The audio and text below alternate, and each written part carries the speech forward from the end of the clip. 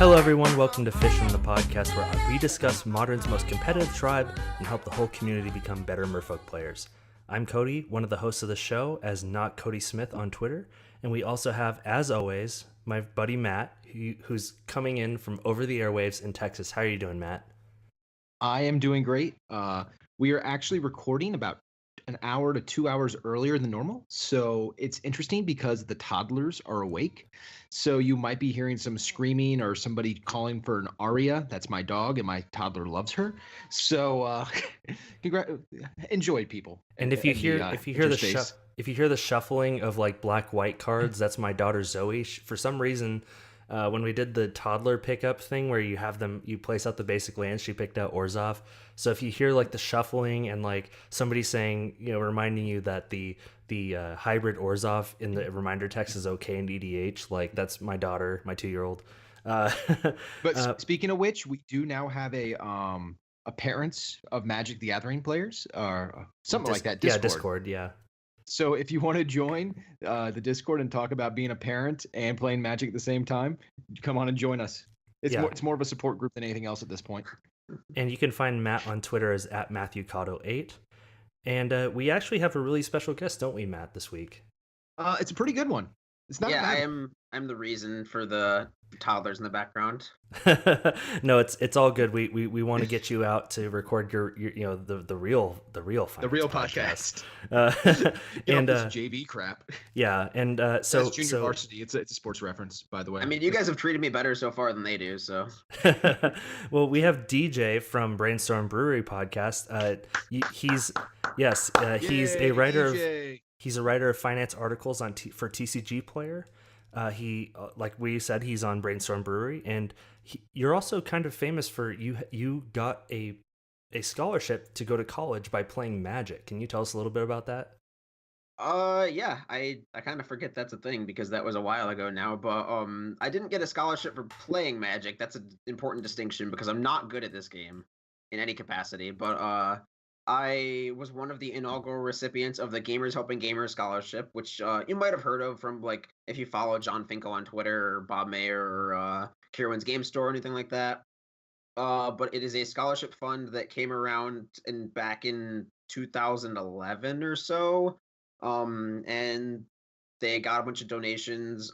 Finkel donated a lot of his Pro Tour winnings to it. And then I just happened to be lucky enough to be one of 2 inaugural winners, and they gave me enough money to pay for a good chunk of my undergraduate degree from 2014 to 2016. So that was a thing, and it's sort of it was definitely a conversation started throughout my 4 years of school. That is absolutely awesome. That's one of the things I really do love about this community. I'm not going to get dragged into the dirt or anything, but some of the extremes on both ends kind of try to drag people into the muck. And at the heart of it, it's just great people hanging out with great people. So for sure, yeah. And that's why I've been playing for over 20 years, and I'm going to continue playing. Yeah, and I mean, you kind of not to jump the gun a little bit, but to get into you being a finance guy in Magic, you kind of stopped college. Yeah, yes and no. I did do my 4 years in my undergraduate degree at SUNY Oswego. I'm a psychology major. So Corbin and Jason from Brainstorm Brewery do like to, I guess, degrade me if we're keeping this. They like PG-13. to rib you a little bit. Yeah. I was just gonna say something else, but keep it PG-13 or PG. They say some not nice things about me dropping out of school, but did my 4 years of undergraduate. I was in a mental health counseling program to be a therapist or psychologist or something along those lines. Halfway through my internship, I realized that was not what I wanted to do. And over the course of the past 7 or 8 years, I had used Magic and just sort of like used it as a passive source of income, just bought and sold a lot of cards, became known as that guy in the local area to buy and sell cards from, just continued working and grinding and buying and selling all the time to help pay for the game, help pay for school odds and ends, help pay for things. And then by the end of it, I just realized I am sort of spending way more time on Magic than anything else in my life. And this seems like something I could just do full time. So I left grad school after a year and I took a swing at it, and I've been doing that about a year now, and I'm loving every minute of it. And you work for a seller that works like GPs, right? Like now do you do a lot of traveling for that? Yeah, this is the first year that I've started ramping up that travel schedule. But so I guess I've got a lot of revenue streams going on in different areas. My fingers in a lot of cookie jars. But I write for TCG Player. I buy and sell locally, and you can see me at a lot of North American Grands Prix throughout the rest of the year with 95 MTG. All right, awesome. So if you're at a GP and you see you see 95 MTG, just go ahead and stop by and say hi to DJ and thank him for coming on our podcast, because all 36 of our listeners really do appreciate it. We'll have the cheapest Lord of Atlantis in the room. Oh, good. So yeah, go to DJ if you need a promo Lord of Atlantis, a foil Lord of Atlantis. And when you see him at the GPs, he prefers if you yell across the entire arena, "A DJ, that's my DJ. A DJ, that's my DJ." just an FYI. So remember that you can support us by liking our posts and sharing our content with a friend. Rating us, wherever you find your podcast, whatever app you use. And the best way to support us is on Patreon if you're able to. Patreon.com/fishcastmtg is where we are. And we actually have a new patron this week, Matt. We have another Matt W, who subscribed to support us on Patreon. So thank you, Matt. Appreciate you. Yeah, Matt. And Matt picked a really cool random Merfolk card. I'm actually kind of digging this one. I know you and DJ were kind of crapping on him earlier, or carping on him. Carping, yes, carping all over. DJ, do you want to read? Do you want to read the random Merfolk for us? Sure. It looks like we got Rootwater Hunter from I don't know what set this was. It was probably in like Tempest block, right? Because that's where all the I believe it was ratty, like all these ugly evil Merfolk are all just scary and stuff. Yeah, right? the set that I pulled from was the Merfolk versus Goblins duel deck. But, yeah. But yeah, you're right. The original printing is from back in the day. It is a Prodigal Sorcerer, but it's a Merfolk. So it's a 3-mana 1/1 in blue. It can tap to ping a creature player. Now it says any target, though. That is a thing. And then it's got some flavor text. Bitter Water, Vicious Wave, Shallow Cold Shallows, Root Made Maze, Home's Angry Embrace from the Rootwater Saga. Why wasn't that a Saga card? Must be from Wrath. Yeah, Rootwater Saga. That might have been something like a blue control deck staple, I think. Come on, Wizards. Get in the game. The Rootwater Saga. How does nobody know about the Rootwater Saga? Because they didn't print the dang card. So Matt, I didn't mean to cut you off earlier. I just wanted to get the card read off before we did any discussion on it. I'm sorry. Anything that Tim's makes me happy. Because when I play it, whether it's Tim or a Tim type card, I just say, some people call me Tim, and I ping and say, Tim you. I mean, it's just fun.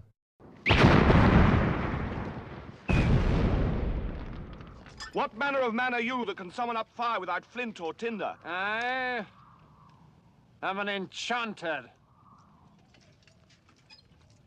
By what name are you known? There are some who call me Tim. Greetings, Tim the Enchanter. Greetings, King Arthur.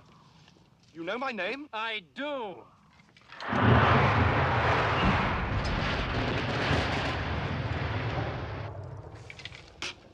You seek the Holy Grail. That is our quest. You know much that is hidden, O Tim. Quite. Yeah, I mean, no. This seems like it just goes in Commander, right? No, it goes in nothing. It goes in Josh Lee Kwai's Tim deck. He's got like I think it's a Riku deck or some sort of rug-colored Tim deck that just pings everything. Yeah. I don't know. That's about it. Yeah, and it plays Intruder Alarm and untaps all of his Tims, and yeah, just I think this has to go in a specific deck to really fire on all cylinders. But other than that, it's common or uncommon cube. Yeah. Question mark. Question mark. One little anecdote that I have is it wasn't Rootwater Hunter, but it was against a Tim. I think it was the red one, the Prodigal Pyromancer. But I actually have a Norn the Weary EDH deck, and it's kind of one of my favorite EDH decks ever to play. Complete Chaos. But I mean, I really need Norn Engine to get going. And somebody played the Prodigal Pyromancer in their competitive EDH deck, and I'm like, what the heck are you doing? And all of a sudden I realized he's gonna ping my dang Norn every single turn and completely shut me out of the game with a dang Prodigal Pyromancer. That's rough. I thought it was funny. That's rough. I don't have sympathy because I've lost to your Norn deck. It's not chaos. You control it. It's controlled chaos. Well, so I mean, basically, like, you have to have a reason to put this in your deck. Am I correct? It's no. Yeah, it's not. it's not toddler fodder because it's funny, but it's just straight hot garbage. Okay, so that's not good. Yeah, so we're not forcing this into any Merfolk tribal deck. Every time I buy a new ride, bling bling. The Rizzo's on you, got bling bling. Every time I come around your city, bling bling. Now, moving into our main topic, we brought DJ on for a real reason. Now, we had Corbin on episode 4, and we talked about Merfolk we wished existed. Now we brought on another actual finance person, and this time we're actually going to talk finance. Now, in our last finance episode, we kind of just talked about, like the recent reprints that came in Merfolk and all that, and we talked about kind of how to get into the deck for the common pieces. But this week we brought DJ on to discuss for those of us like myself who really like foils and really like masterpieces and stuff like that. We want the best of the best for our Merfolk deck. So we brought DJ on to discuss kind of the foil finance or the premium finance side of Merfolk. Yeah, so there's a lot of interesting foils you can get for this deck. You can get Aether Vial's Masterpiece, you can get Chalice of the Void Masterpiece, Force of Will, and either Judge Foil or Almanca Invocation. True Name Nemesis just got a foil printing. So there's a lot of interesting cool stuff you can get for Merfolk. It's not as difficult to foil out as maybe like Jund or some other crazy multicolor decks where you need fetches and shocks and Tarmogoyfs or Lilies or all that. But there are some high-end cards that we can talk about here. Yeah, and actually you kind of touched on basically all of the cards we're going to talk about, but I think Force of Will is kind of the most unique in that every time it's been printed, it has different art.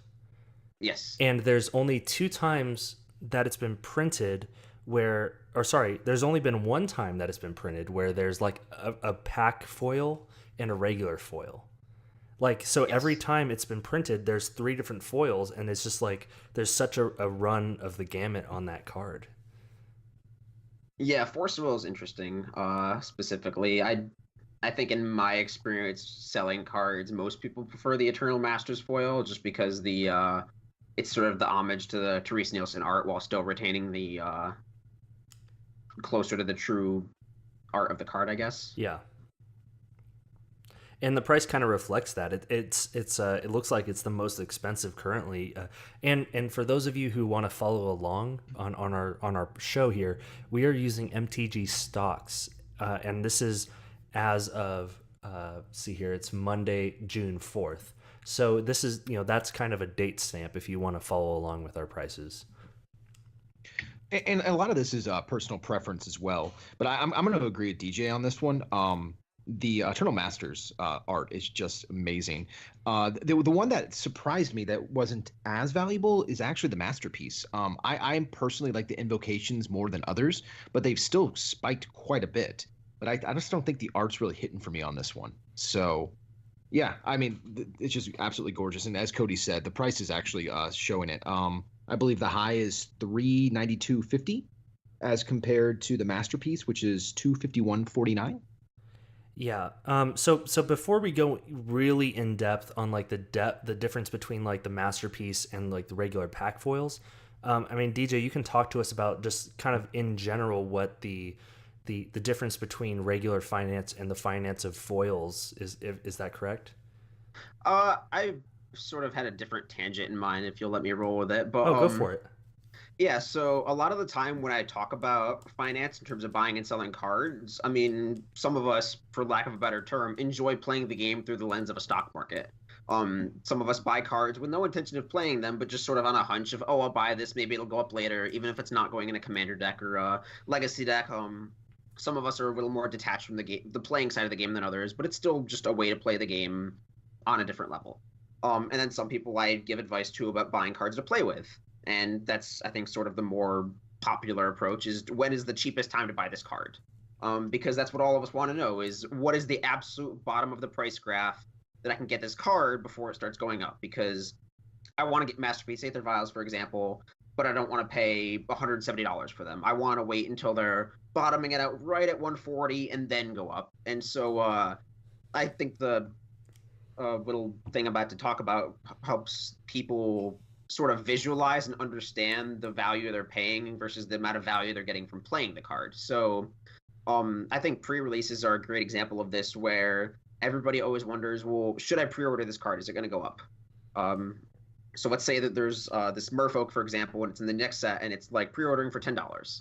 And you're probably gonna play it. You're probably gonna put it in your deck, and you're like, well, DJ, do I buy this card at $10? Because it's probably gonna go down. I mean, most cards go down at pre-sale. But there's sort of an equation you can make for yourself to help visualize the value of how many times am I going to get to play this card before it reaches that bottom if I bought it at the pre-sale price. So let's say you buy it at $10 and then you play that card at your local Modern scene every week for 3 weeks. And 3 weeks is when the card bottoms out. And the card bottoms out at like $5. This is all super theoretical. So between those 3 weeks in which you bought the card at $10 and which it bottomed out at $5, you basically paid $5 to rent that card over the course of 3 weeks. If that makes sense. Yeah, it does. And that's a really cool way to look at it.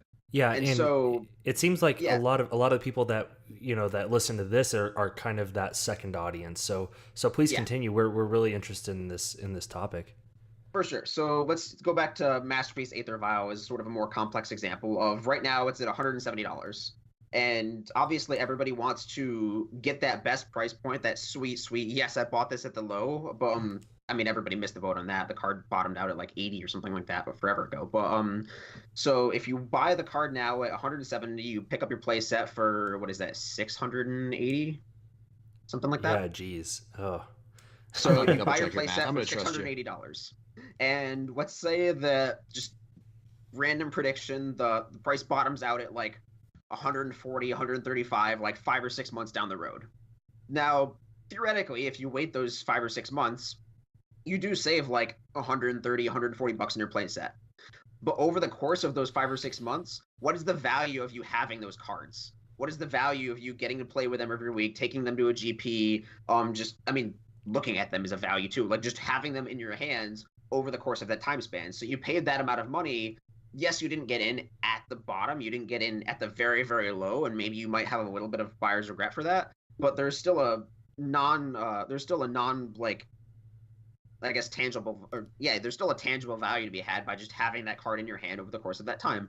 So a lot of these high-end foils and a lot of these masterpieces that I'm going to talk about in the future, and a lot of these just buying Merfolk foils to get the best value out of them, even if I'm not telling you to buy them at the very, very low, it's sort of an equation, and the numbers you can run for yourself on whether or not it's right for you to buy the card and it's low, depending on the amount of play you're going to get for it. So maybe if maybe you're somebody who has a couple kids, maybe you don't get to play every week at Modern, maybe you're only going to go to one GP in the next 6 months. If you're that kind of person, then yes, it's absolutely more correct for you, assuming that you are fairly confident that the card will continue to drop. It's more correct for you to wait in that time period to save that 130 bucks because you're not getting utility out of the card, versus the person who's a Modern grinder playing every week, playing twice a week. That person's going to get a lot more utility out of those Aether Files. Well, I will agree with you on that, but I will say the value also depends on where you are in life. Because I'm one of those people. I don't get to play as often as I want to because I have a child. My job, it takes up a lot of my time. But because of those things, I do have a fairly decent income. So for me, as you said before, it actually is worth that kind of money to me just to own the card and have it in my hand. Yep. And when I do actually have the time to play, I play it. Yeah. Now, for those of us, who aren't quite looking for the top end, we're looking for, we like foils and all that. And like in my case, I bought kind of at the bottom of Aether Vial, the Iconic Masters, foils, because I wanted a foil. I didn't necessarily want the masterpiece version. Right. Aether Vial's been reprinted, 3 times without not counting the masterpiece version. There's something too, just kind of like, well, the masterpiece version might be for high end people, further high end people, I guess, kind of like Matt. But for the person who just kind of wants the general reprints, I'm so high end. I have a monocle. Just FYI. You're kind of, as far as what I understand, you're kind of speaking more towards like high end like that, like hundreds of dollars for a card rather than maybe $40 where I bought my Aether Vial Iconic Masters foils. What kind of for a card that's been reprinted multiple times like Aether Vial, do you have any specific advice for that? Well, I mean, the equation I talked about, you can still just sort of run the numbers. It doesn't really matter what the value of the card is. You can still just sort of value, just calculating the play value and the amount of like money you save or money you lose, depending on like whether the card goes up or down over the course of that time span. So even if you're buying Iconic Masters foils, let's say you buy them the week of release, like Iconic Masters comes out, everybody's cracking boxes, TCG is pretty low, you get your play set. As long as you're playing with them every week, as long as you're getting a bunch of utility out of those cards, regardless of which foil version you chose, I mean, I still think there's a tangible value to that, even if you bought them at like 10% higher than the low that they hit. Like, it doesn't really matter what the value of the card is or like what the dollar amount we're talking about. I just think that everybody can run that equation for themselves of like, do I buy this at 10 at pre-sale, assuming that I'm going to play it every single weekend and every single PPTQ and every single event. Yes, it might bottom out at 5 and you're like, man, I pre-sold for 10 and I bought it at 10. Now it's $5. Yeah, but you had a ton of utility playing the card. DJ, I have a question for you. So when it comes to speculating about future reprints, do you do any of that kind of stuff for when you decide to buy and sell, especially with all the reprints that we've had having coming out with all the master sets and now with Battle Bond and Conspiracy and so forth? I don't think my personal situation as of nowadays is a good example to go by for this. I personally don't really speculate much anymore. I'm of the model of more of a business or a store or a retail location where I'm more concerned about card volume and number of cards bought versus number of cards sold. I'm just trying to churn at this point. Okay.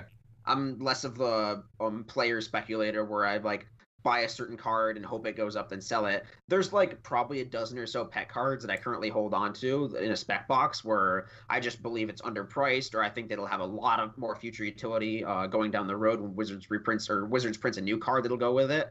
One example of this currently is River Kelpie that just popped up because of Muldrotha.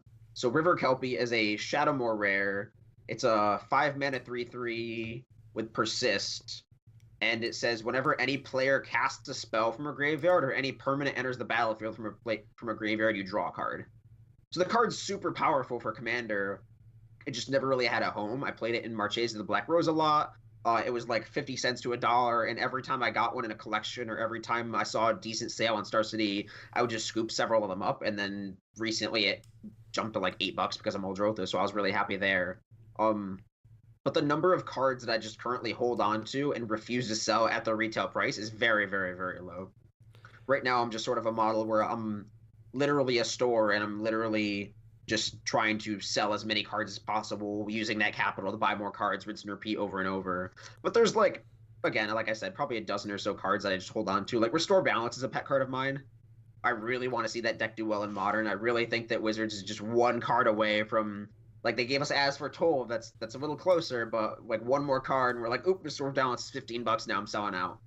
But just cards like that. I actually been buying those as well. Yeah, it's just a sweet card, and like you're talking about reprints, when I do target cards for speculation, and when I do pick a card that just has a very, very particular niche, I try to trend toward cards that have a tendency to be avoided in reprint slots. So, like, Restore Balance is an effect that is really, really hard to reprint in itself. I mean, it's balance. It's just the effect balance. Like, that's so hard to reprint outside of, like, Eternal Masters for the card itself. And then you add Suspend to that. So the only time that card can possibly get hit is in a Masters set. Probably. I mean, theoretically, they could throw in Battle Bond, yes, but who wants to play balance with Suspend 6 and Limited? Like, it's just one of those cards where it's really, really, really hard to hit. And if you put it in a master set, you're probably only putting it in a master set after it already hit $25 or $30. So it's just one of those cards. Like, I also pick up a lot of infect cards and just set them aside. Like Hand of the Praetors, Phyrexian Crusader I held on to a while, and then it jumped because that dumb random deck spiked it. But like infect is another mechanic that's just inherently hard to put in a set. So when you're looking, if you are just somebody who plays Merfolk and you're also just happen to pick up cards for speculation, I definitely tend towards cards that in their nature and in their abilities or in their name or just have a tendency to avoid getting reprinted just because of the effects that they have.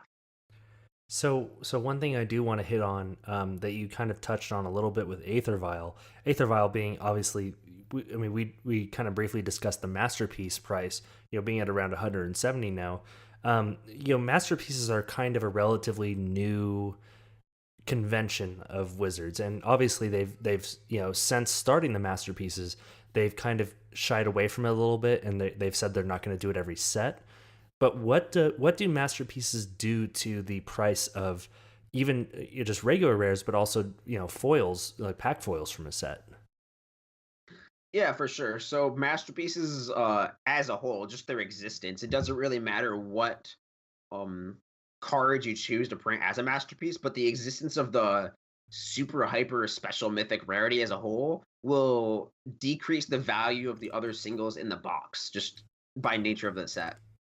So if you assume that you get one masterpiece we're again using very, very rough numbers and averages here, but if you average out the value of a masterpiece to, let's just say $100, just for easy numbers' sake, and then you average that you get one masterpiece like every 5 or 6 boxes, that's reducing that single masterpiece, even though it's not going to appear in every box.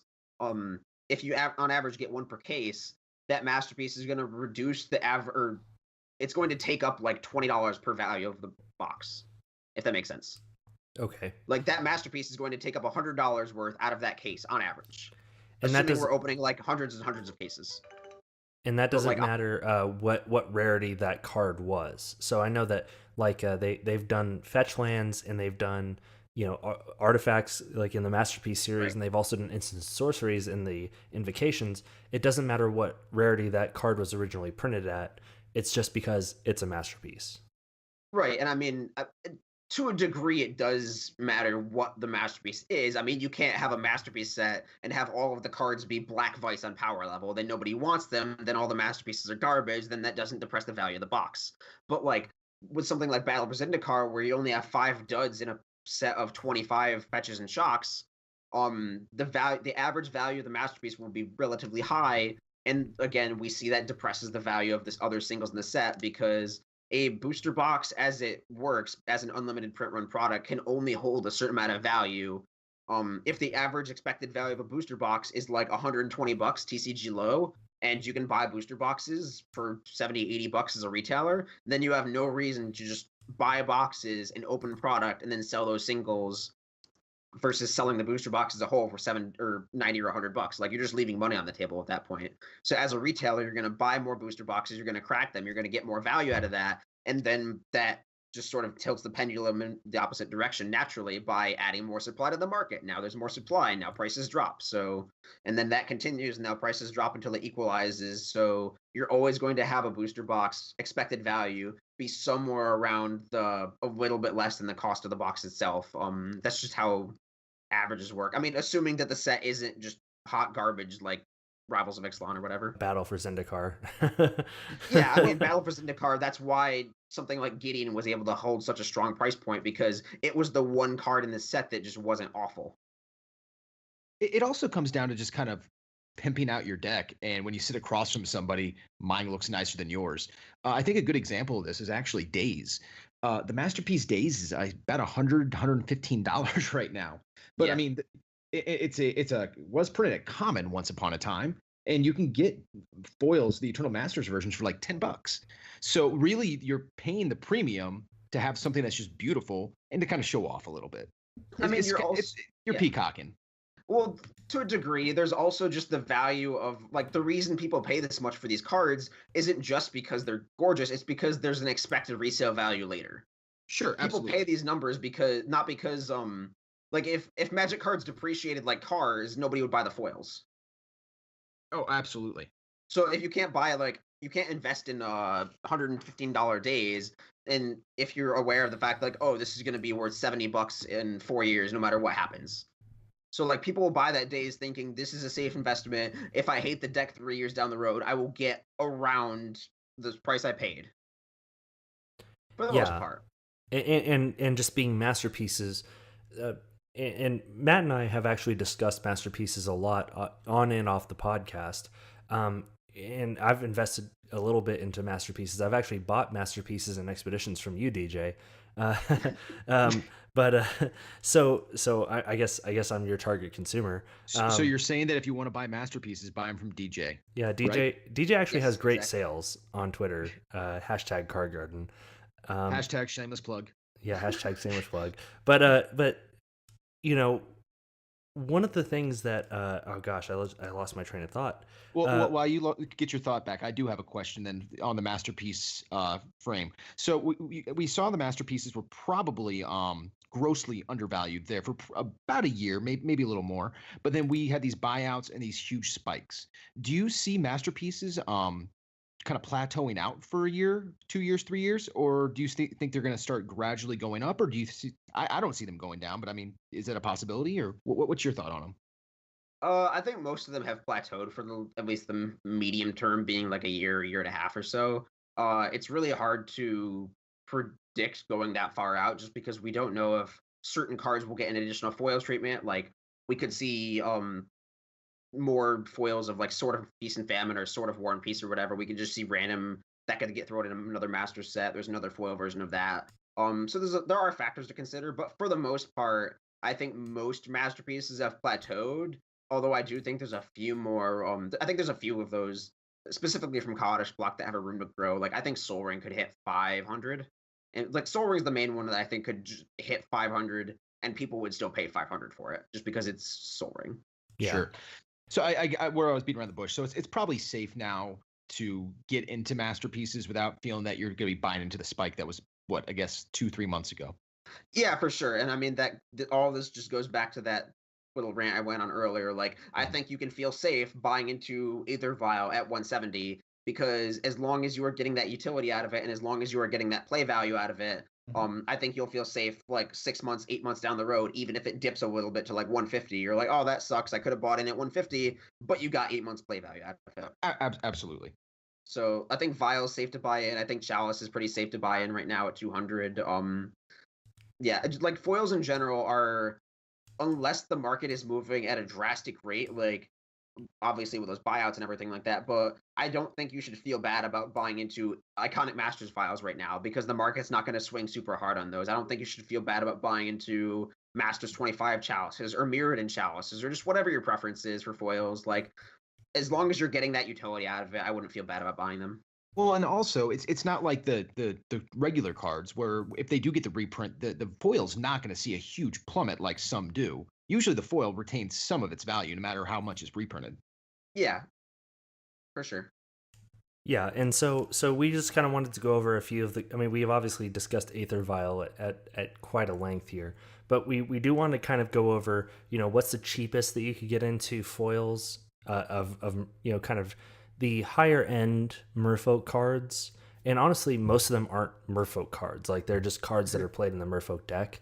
But we do want to kind of tie it into the theme of, like if you wanted to foil out your Merfolk deck, these are kind of like the high end of the things. And DJ kind of joked before we got on the podcast about the Champs promos Mutavaults, which if you have that kind of money laying around, I don't know why you're investing it in Merfolk. But the Champ promos are around $600 right now. I think I saw one for $500 on TCG Player, but it was damaged.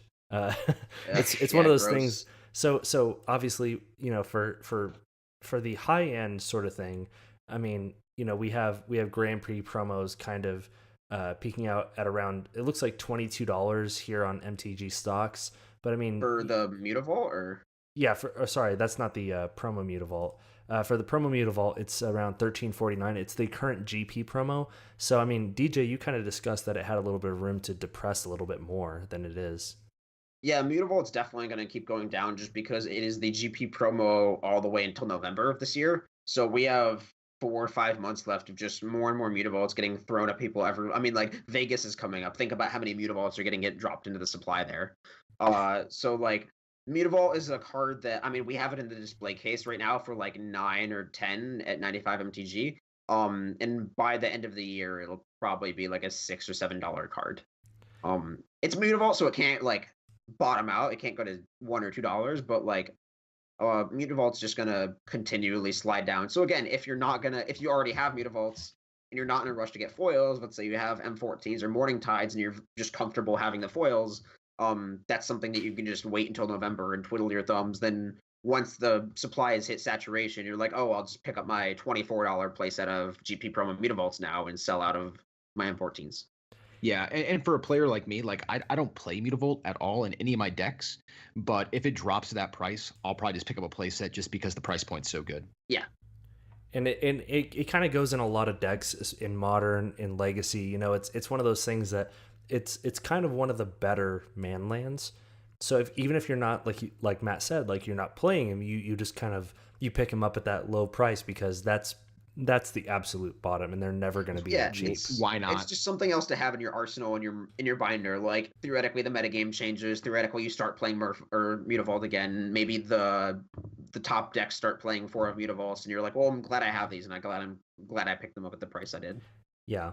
So to get into like the actual ones that we had in the notes, I mean, obviously Mutavault is important to talk about, but I don't think anyone that listens to this show is going to go out and buy Champs Mutavaults.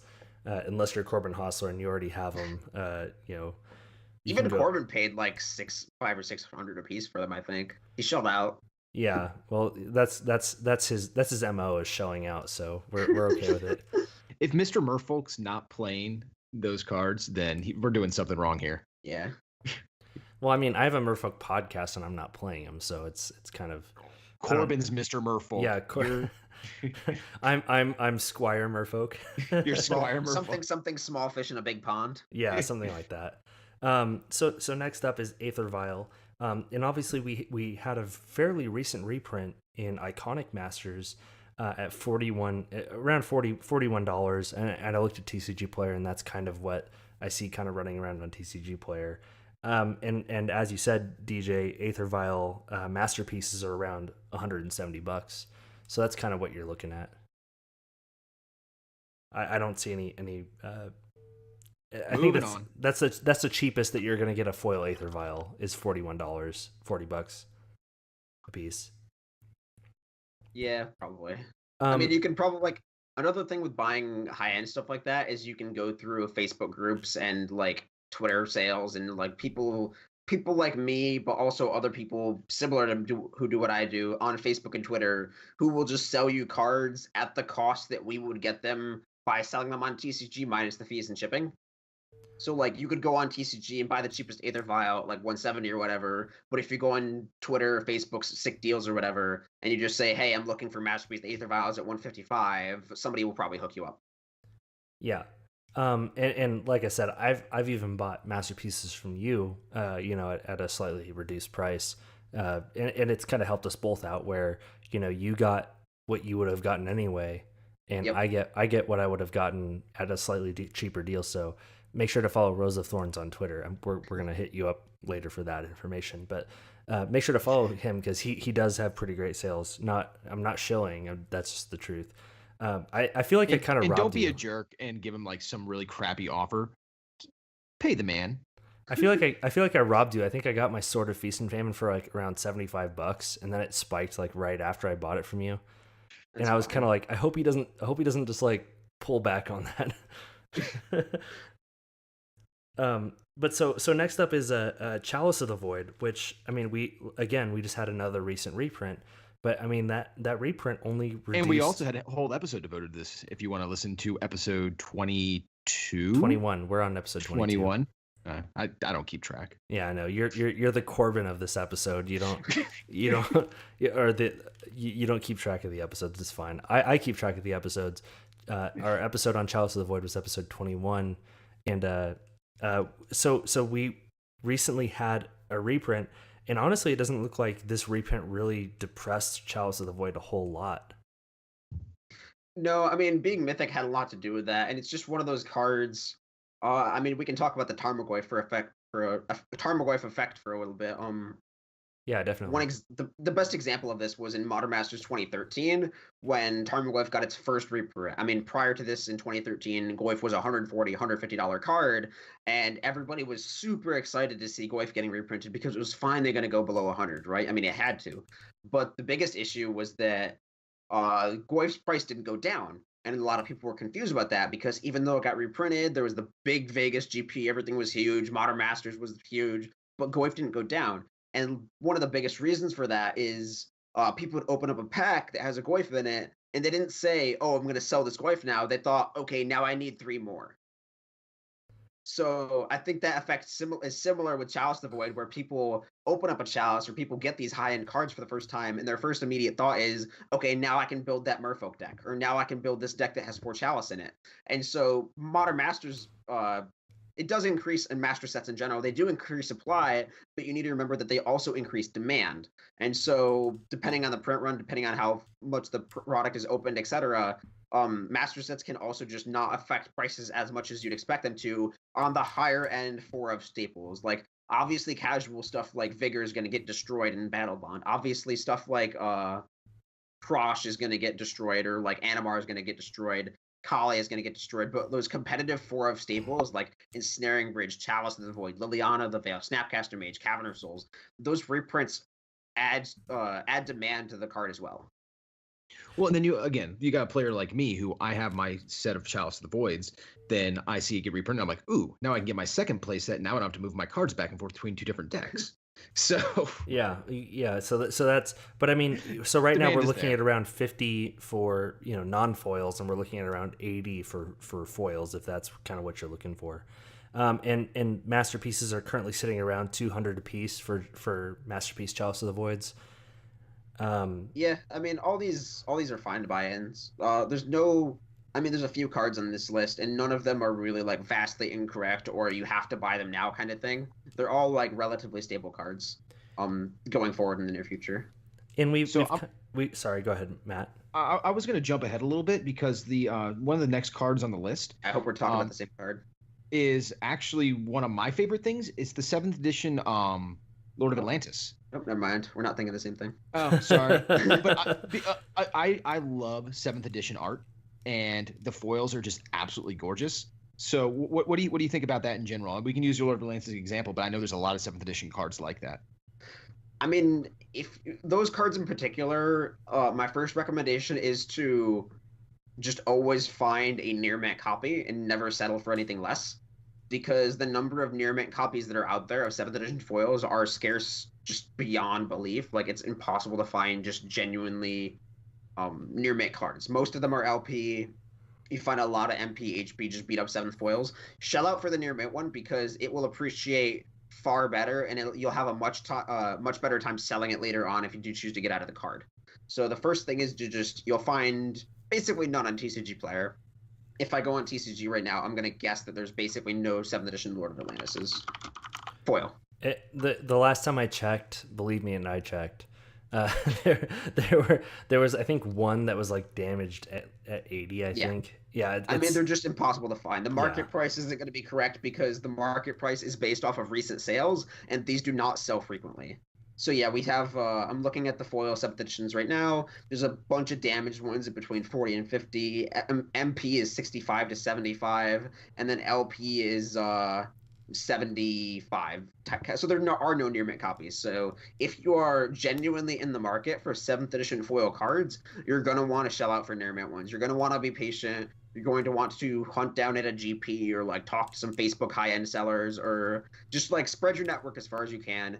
Find those copies that are gradable, basically. You don't want to settle for anything less, because there's a reason all of these are still sitting on TCG Player. They're hard to sell when they're not near mint. I can't stress that enough. And the second part is, if you are in the market for those near mint foils, you're going to want to get them like at your leisure, because it's so hard to sell these to that particular person who just wants the 7th edition foil and no other version, that like you have time. These aren't things that like spike overnight and then just are unattainable. Like, It's just a card that you can pick up when you want to, and you should take the time to find the right ones. Yeah, and I mean, there's about 2,000 people in the Merfolk subreddit, Merfolk Splash to Victory on Facebook. Sorry, not the Reddit, but there's about 3,000 to 4,000 people on the subreddit, and even if you consider that group of people, you know, like 4,000 people is a small subset of people that play Merfolk, like, or that play Magic in general that are interested in foils. It's like you have to find like the person who's interested in foils and who plays Merfolk, and who cares enough to get, like you said, that near mint copy, and you're gonna have a hard time finding that buyer. Yeah, these are just impossible to sell, and so like when you find somebody like a vendor at a GP who has one, or some guy on Facebook in the high end group, like there's probably some amount of negotiation room, just because like it's so hard to move these, and like it's just one of the cards that it's just super hard to get, and you might as well just take your time. Yeah, and so one card that I mean, we already kind of discussed Force of Will at length. You know, just there's 4 different printings. There's only 3 that are in foil. There's 2 that are only in foil, and it's kind of like a mess. But so we're kind of tight on time. But the one thing I did want to really definitely discuss, you know, with hard numbers, is True Name Nemesis. There we go. That's what I thought Matt was talking about before. Because like I bought mine, I think when I bought mine, I think it was around $30 a piece. Yep. And that's not a bad price for them. But the main thing that we're coming up on is with Battle Bond in the recent reprint of True Name Nemesis. There's actually another Merfolk in that set, but I don't remember what it's a waste of a really good name. That's all I remember about it. I played Battle Bond yesterday, and I actually played that Merfolk. It wasn't good. So no, like it's a great name of a Merfolk, but it's just like it might be okay in Commander. What is it? Is it blue? Yeah, it's like Saltwater Sentry or something like that. I just remember tweeting about it and going like, "This is a great name. It's on a terrible card." It is Saltwater Stalwart. Yeah, and it's like a 2/4 that when it deals damage, you draw a card. Yeah, it's what is it? Stealer of Secrets with a little bit of buff. Yeah. It's so I mean it's not great. Like it's just kind of bad, and like it's a great name. The for art's a card. great too. Yeah, the art's great too. Everything about this card is great except for what it actually does. but so True Name Nemesis. That's a common theme in Merfolk, by the way. Yeah. The art's great, but you know it's kind of mediocre. It's so True Name Nemesis is really our reprint in this set, and I mean, you know, previous to this, you could only get it in a Commander product, and even on Moto, it's like $60 a piece, and that's kind of keeping me out of, you know, buying into, you know, playing Legacy Merfolk on Moto. But I mean, we're looking at a pretty swift downturn on this price, aren't we, DJ? Oh, for sure. I mean, before the reprint, this was around $26, $27, and we're gonna see this thing hit 13, probably maybe 12, anywhere between like 12 and 13. I'd say is gonna be the going trend, and then it probably creeps up a little bit over time to 14, 15. But this is no longer a $20 card in the foreseeable future. Yeah, TCG median right now is $15.50. And I mean, I think a little more Battle Bond is going to get opened. I think you'll probably be able to pick like copies up again on Facebook or Twitter, or like you might be able to snipe one on TCG or eBay for 12 or 13. But I think that's where we're headed, and then it'll creep back up to 15. Now before we close out here, I want to discuss, because this is kind of a first for Merfolk, where we have a card that has never seen a foil printing. Now DJ, what are your thoughts on where this card lands for foils? So first time foils are interesting, and I talked about this a little bit on an article for TCG Player right after Masters 25 came out, because there were some very interesting first time foils in that set that we can use as a corollary, like Prosh, Sky Raider of Care, like Animar, Myriad Landscape, Ash Baron, something like those. Mm-hmm. And I saw a lot of hype in Reddit and throughout Twitter of saying these are going to be great targets to pick up when they hit their low. So like people were just saying, oh yeah, like first time foils, they're going to bottom out and then you're going to pick them up and then they're going to go up over time as long as they don't get another foil printing. And I looked at some of the data for a lot of other first time foils and I didn't see anything that supported that. So at least in my experience with master sets, anything that hits a first-time foil just sort of bottoms out and then never really recovers. And I think we're going to see the same with True Name Nemesis, where this is a card that's been out for like 5 years now, 6 years now, almost. Yeah, it was a Commander 2014. It was 2013. 2013, yeah, you're right. It was in the Grixis deck, but it's been 5 years since then, almost 6 years. And so people have had a long time to pick up their copies, non-foil. And so now that this card has a foil printing, most of those people who have like Legacy Stoneblade foil without Sans True Name are just going to pick up their True Names relatively soon. They're not going to want to wait. These are people that just have foil Worldwake Jaces and Stoneforges and Judge foil Deltas or whatever. And these are people that are just going to be like, $100 for a foil True Name? That seems fine. And just pick up their 4, and they're going to sit in that deck for the next 10 years. So most people who are wanting these foil True Names are going to pick them up in the first couple months of the set's release. And then after that, it's really hard to find people who are willing to shell out for that super high multiplier on a foil True Name Nemesis. So I think we're just going to see True Name Nemesis foil just slowly go down over time as opposed to up. So basically, if I want foil True Name Nemesis for my Legacy, mostly foiled out Legacy deck, I'm just going to have to wait if I don't want to pay like $100. I think you wait, yeah. Like, the one exception to this rule is that people could point out as a data point against me is Leovold, but Leovold specifically is a card that started out seeing 0 Legacy play and then just continues to see more and more Legacy play. So that's sort of the opposite end of the spectrum, where Leovold started as like a $40 or $50 foil, and now it's $250 something or something insane like that. But that's a card that starting out saw 0 Legacy play, whereas True Name Nemesis has already proven itself. It's already an established archetype. It's a known card, and all these people that are buying these cards, just like Animar and Prosh is a first-time foil. That dude who's got 99 foil cards, like, oh, there's my foil Prosh, pay 90. And then 2 weeks later, somebody's like, oh, there's my foil Prosh, pay 70. And that pool of people just gets smaller over time. And I think the same holds true for True Name, where you're just not going to find the people who are willing to shell out that huge number for True Name foils like 6 months after the set's released. It's going to be so hard to find those people. So, yeah, I don't know the number that True Name foil bottoms out at, but I do know that you have time. All right, cool. Thank you very much for your explanation on this and all your cards.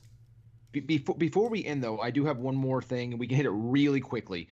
It's something that I really enjoy, and I consider it premium, but I know not all people do, and that's altered cards. So what's your kind of thought process on that? I know some people say they're art, and some people say they're just damaging Magic cards. Where do you fall on that?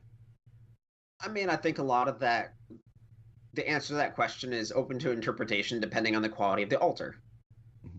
Like, if you take something from Eric Klug, where he's a known artist, he does gorgeous artwork, his altars can resell on eBay for 6 times what the card's worth, or like just equal to the value that somebody paid to have the commission done. That, I mean, he's the tip of the iceberg in terms of just like the quality. Like, that's the peak of altar quality. Those are artwork, and they can be resold as artwork because it's a known quantity. Everybody's like, oh, that's a Klug, I'll pay $300 extra for that. Whereas the other end of the spectrum is like your average local artist. People aren't willing to pay as much for the quality. I mean, you have to find the right buyer. And there have been some advances made recently where you can sell altered cards on TCG Player now. So, again, depending on how good the altar is, even if it's just like a really good altar, but not done by somebody who's known very well, you might be able to get a little bit of extra value out of that by listing it on TCG Player with photos. So you can upload listings and include photos like eBay now, just to TCG Player itself.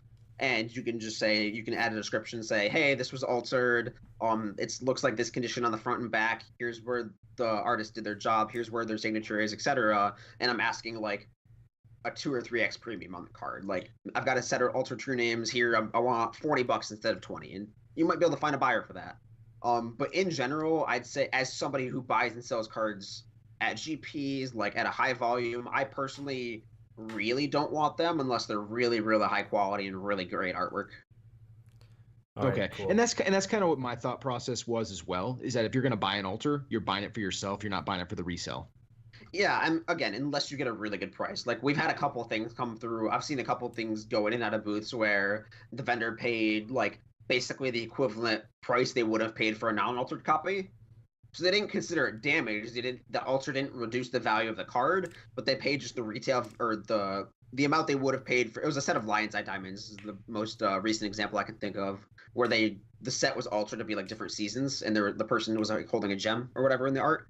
But the person, the vendor paid what they would have for a set of normal diamonds, and then they put them at the case for like 125% of what the regular price would have been, just to see if they could get that extra markup, and they were gone by the end of the weekend. So alters, your mileage is definitely going to vary. It depends on the quality of the artwork, for one. It depends on how easy the card is itself to move, number two. So like a set of lion's eye diamonds or a set of true name nemesises are gonna are gonna move a lot better than like your one foil, your one altered like Blightsteel Colossus for your cube, or your one altered like dual land that you got for your cube for like 50% off 3 years ago. Like, I think play sets are a lot easier to move in general for altered cards. Like, I have a play set of birds that are Moltres, Lugia, Zapdos, and Articuno that are altered. Oh, nice. And those would be like relatively easy to move if I wasn't so attached to them.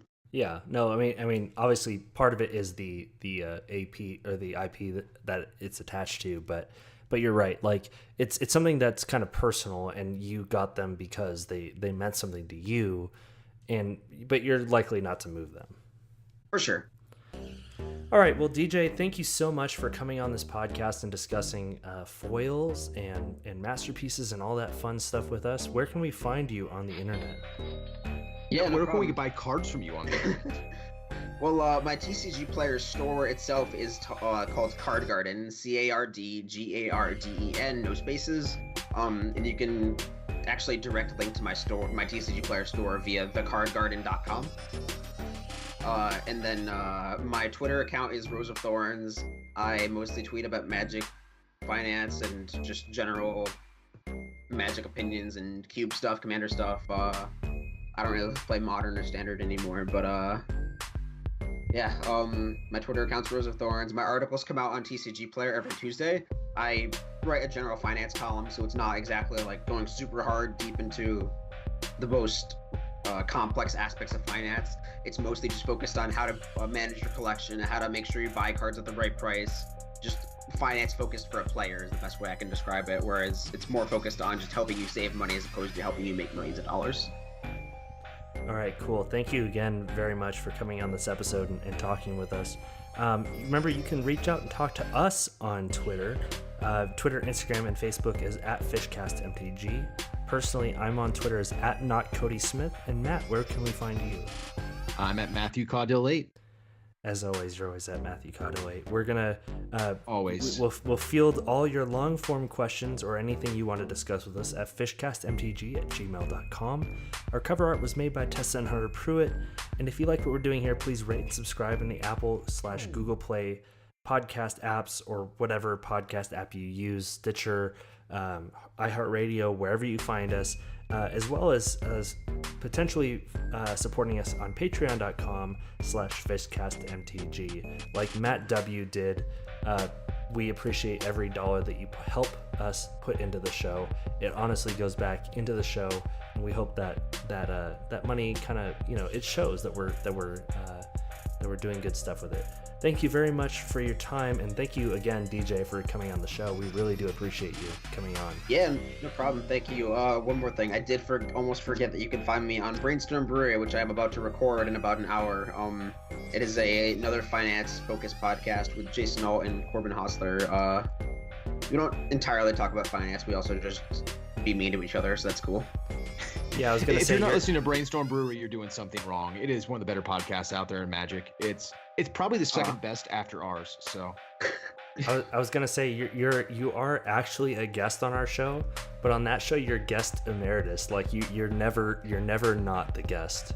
Yeah, I have to help Jason and Corbin's ego not completely shatter. So yeah, they're very fragile folk. It's kind of sad. I hope they recover one day. Thank you very much, everybody. We will see you next week with another great show. Have a good week. Have a good night, everyone. All right, cool. DJ, thank you so much. That was a lot of fun.